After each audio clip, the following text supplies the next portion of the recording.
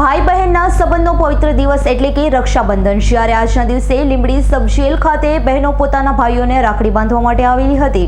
પૌરાણિક કથા અનુસાર રાખડી જે બહેન ભાઈને હાથની કલાઈ ઉપર બાંધે છે તે ભાઈ બહેનના અતૂટ પ્રેમનું બંધન છે અને બહેને બાંધેલી હાથની કલાઈ પર રાખડી ભાઈની રક્ષા કરે છે. ત્યારે આજરોજ રક્ષાબંધનનો તહેવાર હોય ત્યારે લીંબડી સબ જેલ ખાતે અલગ અલગ ગુનાના જે કેદીઓ સજા કાપી રહ્યા છે, જેઓને પોતાની બહેનો આજરોજ રક્ષાબંધનના પવિત્ર તહેવાર નિમિત્તે જેલ ખાતે પોતાના ભાઈની કલાઈ પર રાખડી બાંધવા માટે આવેલ, તેથી ભાઈની રક્ષા થઈ શકે ત્યારે આવેલી બહેનો દ્વારા ભાઈની આરતી ઉતારવામાં આવી હતી. ભાઈઓને રાખડી બાંધી અને ગળું મોઢું કરાવી અને ભાઈઓની રક્ષા થાય તેવી ભગવાન પાસે પ્રાર્થના કરી હતી.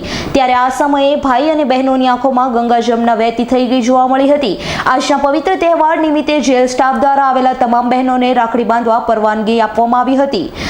આ સમયે લીંબડી સબ જેલના superintendent DD Desai, Sureshbhai S Solanki, Mehboobbhai Mutani સહિતનો સ્ટાફ હાજર રહ્યો હતો. ત્યારે આજના પવિત્ર તહેવાર રક્ષાબંધન તહેવારના સહભાગી જેલના તમામ સ્ટાફ બન્યો હતો અને આવેલા બહેનો દ્વારા આ તમામ સ્ટાફોનો આભાર માનવામાં આવ્યો હતો.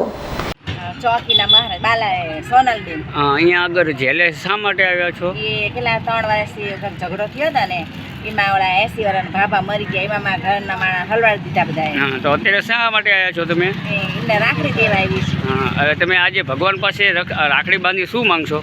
શું હવે મહારાજ છૂટી જાય એવું માંગીએ, હવે બીજું શું માંગીએ? હા, એવું. દીપકસિંહ વાઘેલાનો રિપોર્ટ, S9 ન્યૂઝ લીંબડી. અમારી તમામ માહિતીથી અપડેટ રહેવા માટે જોડાયેલા રહો S9 ન્યૂઝ સાથે.